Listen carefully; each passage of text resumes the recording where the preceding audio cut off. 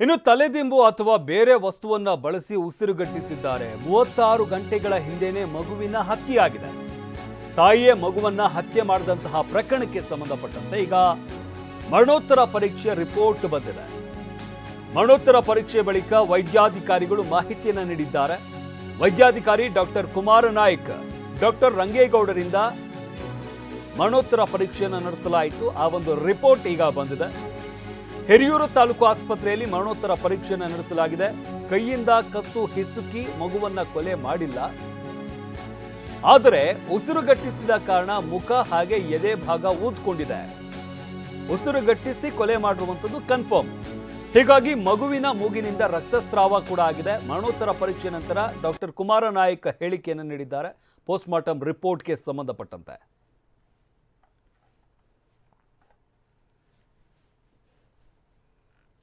ಹೆಚ್ಚಿಗೆ ಸಾಯಿಸಲಾಗಿದೆ. ಅಂದರೆ ನಾವು ಸ್ಮಾದರಿಂಗ್ ಅಂತೀವಲ್ಲ ಇಂಗ್ಲೀಷ್ನಲ್ಲಿ, ಸ್ಮಾದರಿಂಗ್ ಅದು ಬಹುಶಃ ಬಟ್ಟೆ ಯೂಸ್ ದಿಂಬು ಯೂಸ್ ಮಾಡಿರ್ಬೋದು. ಅದನ್ನು ಹಾಗಾಗಿ ಕುತ್ತಿಗೆನ ಸ್ಟ್ರಾಂಗ್ಯುಲೇಟ್ ಮಾಡಲಾಗಿದೆ. ಸ್ಟ್ರಾಂಗ್ಯುಲೇಷನ್ ಆಗಿ ಮಗು ಸತ್ತು ಹೋಗಿದೆ. ಅದನ್ನೇ ನಾನು ಹೇಳ್ದಲ್ಲ, ಈಗ ದಿಂಬು ಯೂಸ್ ಮಾಡಿರ್ಬೋದು ಅಥವಾ ಬರೀ ಕೈಯಿಂದ ಉಪಯೋಗಿಸ್ದಂಗಿಲ್ಲ, ಮಾಡ್ದಂಗಿಲ್ಲ. ಸಮ್ ಮೆಟೀರಿಯಲ್ಸ್ ಹ್ಯಾಸ್ ಯೂಸ್ಡ್, ಅದರಿಂದ ಕುತ್ತಿಗೆಯನ್ನು ಅವರು ಹಿಚ್ಕಿಬಿಟ್ಟು ಸ್ಟ್ರಾಂಗ್ಯುಲೇಷನ್ ಆಗಿ ಮಗು ಸತ್ತಿದೆ. ಟೈಮು ಅವ್ರದ್ದು ರೈಗರ್ ಮಾರ್ಟಿಸ್ ರಿಸಾಲ್ವ್ ಆಗೋಗಿದೆ. ಯೂಶ್ವಲಿ ರೈಗರ್ ಮಾರ್ಟಿಸ್ ನಮ್ಮ ಇಂಡಿಯಾದಲ್ಲಿ 36 ಅವರ್ಸ್ವರೆಗೂ ಇರ್ತದೆ.